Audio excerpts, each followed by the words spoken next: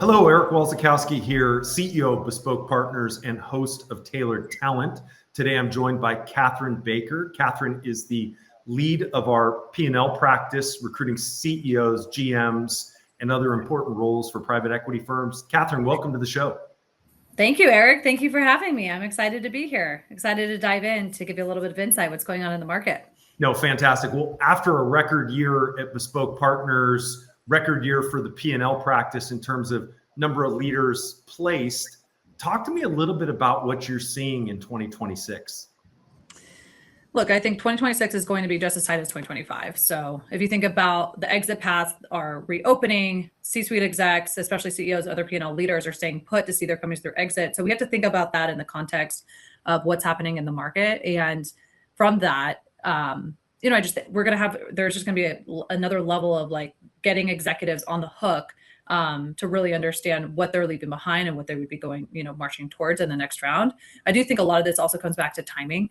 A lot of these executives, like they don't have 10 more years to go do 3 more situations. And so really like figuring out where they are in life, like if they have an opportunity to go do that next big CEO role, they don't have 5 years to waste. Like time is of the essence to really make the most of it and maximize as much as possible. That's such a great point, and we don't talk about that enough. But just to put a fine point on what you said, 2026, super tight market for executives because lights at the end of the tunnel. And so executives are waiting for the exit, which is great for their resume, great for their wealth creation, all that kind of good stuff. And then we've got PE firms that are doing what they typically do, which is, hey, do I have the right captain of the ship to get me to where I want to go?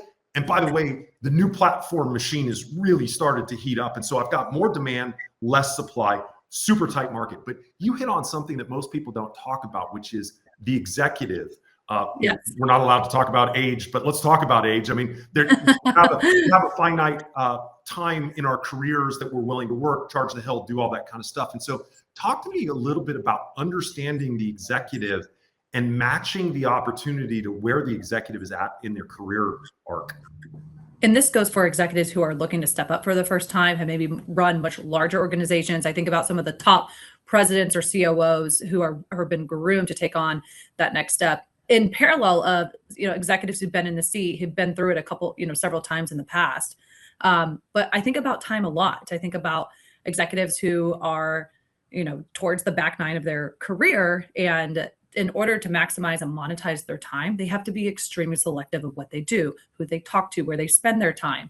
And so that's a big piece of really understanding executives and where they are in life to understand, okay, what are the ultimate goals that you have? What are you trying to accomplish throughout your career? And then matching that with the market conditions that exist. Because look, if you have a sponsor who's telling you, like, hey, we're going to underwrite, we're basically re-underwriting the asset here. It's going to be another 4 or 5 years. By the time that hits the mark, you may be at a point in your life where, that's going to be really tough to go do the next thing. Or do you even want to do that after that point in time? And so just thinking through timing, career aspirations and goals, and then overall wealth creation opportunity, we should take that all into consideration. And that's where you'll start to, have executives pick up their head, take the call. Because again, we don't have time to lose here. Time is of the essence. Well, and it's really the thing behind the thing. And, to give a specific example, I was counseling a CEO recently, I'd say early 50s. Was it a smaller, growthier sponsor and had the opportunity to move up to the New York Yankees, per se, of private equity. And we had a whole conversation about how many more turns this particular CEO wanted to take. And in fact, this particular CEO wanted 2 more shots on goal.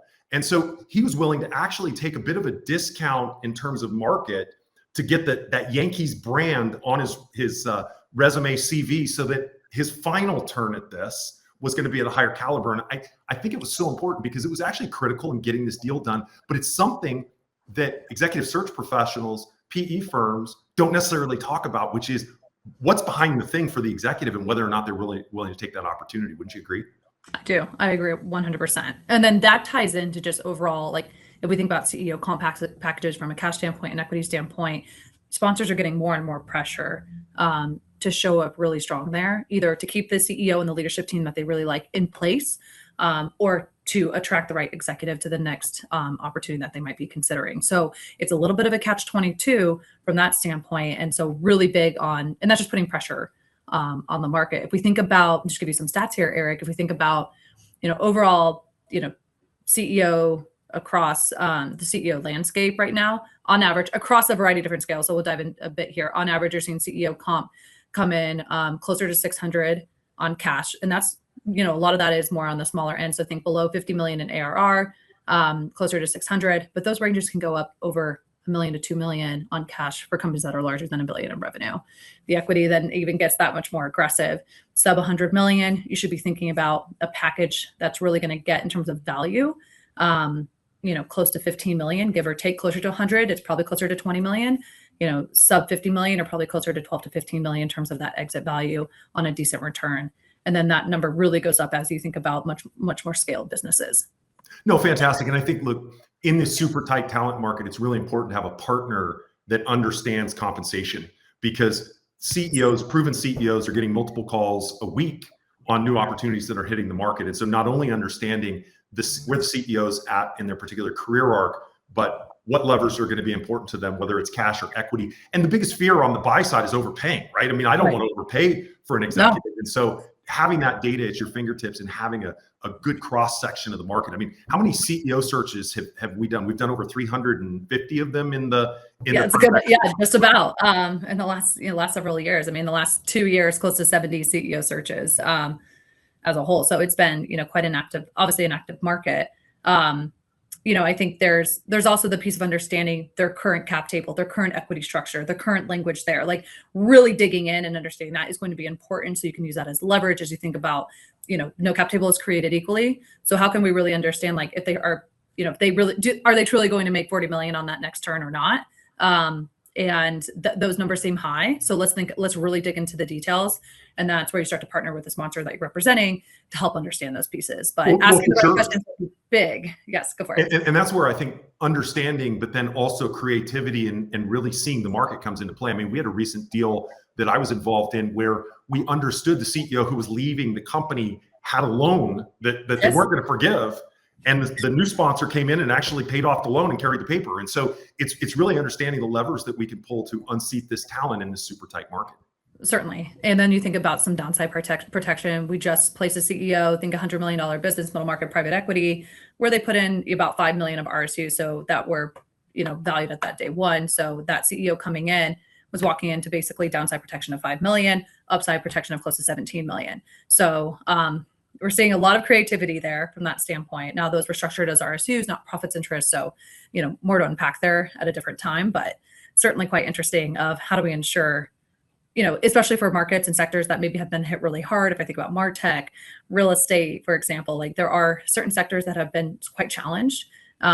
And so executives are asking for more downside protection in those cases. For sure. While I have you, one of the things we don't dive into much is our view on equity. And I do think it's quite unique, because one of the things we tried to do was standardize how private equity firms and executives think about equity across asset classes, because we run into a number of people that start off with, well, I need 5% of the cap table.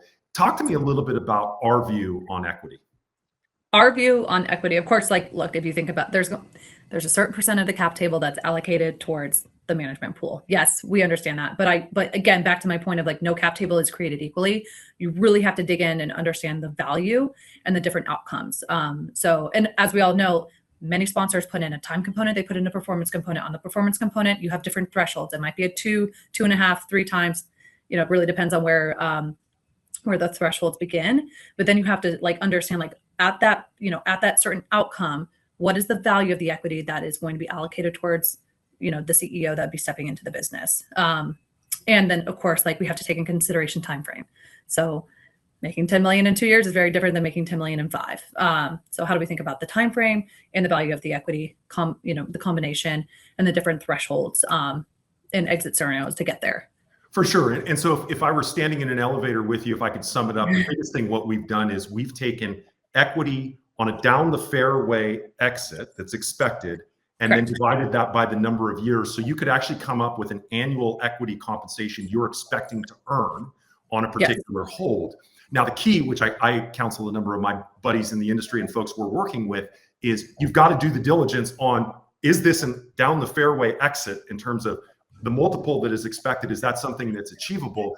And then some of the most sophisticated folks go a step deeper and talk to the individual partner about their track record in terms of hitting the down the fairway exit. And so again, these are all things that when we're working for our clients and solving a search, we talk to them about upfront, so we really understand the value creation and can help the executive understand this truly is a down the fairway. This is what your annual equity piece is going to be. And then with the executives, we help them understand why that they can expect that outcome if they do what they're supposed to do in the next 3 to 5 years. If you think about it, why is this achievable, and really selling that, and also think about comps in the space. So we partner with the sponsor on like, what are the comps in the space? Let's get really tight. So being very organized, and really button up on all that messaging early on in the process will only set you up as you start to go into close mode with the executive that you're hiring.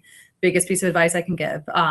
Executives have so much optionality right now that they get wind of like unorganization, lack of transparency, they will politely choose not to engage and just spend their time elsewhere, frankly. So 2 biggest pieces is just like organization, transparency. It goes a long way. For sure. So look, I mean, we've talked a lot about this, but let's just sum up as 2026 comes to play. And I'm going to softball the first one.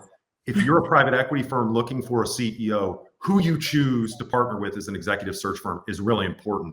Being able to see the whole market, as we've set up in the executive index, our focus on private equity software all day, every day. There is nobody in the CEO world that sees more than your team sees. And so we're going to start right there, that if you want to solve searches in 2026, you've got to have visibility to the whole market. And because that's all you guys do, conversion rate is north of 82% in the CEO practice, meaning you're able to really get an executive to understand whether an opportunity is important. So visibility in the market and conversion rate. And then recap for me a little bit, understanding executives, what other tools are you going to use in 2026 to make sure our clients find the best executive? We've already mapped the market, so we know who to target. You have close to 800,000 software executives in the space. Like being able to identify who to target from that standpoint is huge, and that's obviously AI. There's AI capabilities from that standpoint as well. But I'd say like that's one of the biggest tools that we are going to leverage. No, fantastic. Well, Catherine, I truly appreciate you joining again. Just to recap, super tight talent market in 2026. You got to work with the best of the best, which is our team private equity software all day, every day. Leverage the executive index so we see the whole market. And because you guys are in private equity software all day, every day, you really understand those executives, the arc of their career, what's going to be interesting to them, and then the compensation market for comp, because private equity firms don't want to overpay. Executives want to make sure they're fairly compensated. And so again, just truly appreciative of you and your team and all the wonderful stuff you're doing in private equity. And thanks for joining the show. Thank you, Eric. We'll see you soon.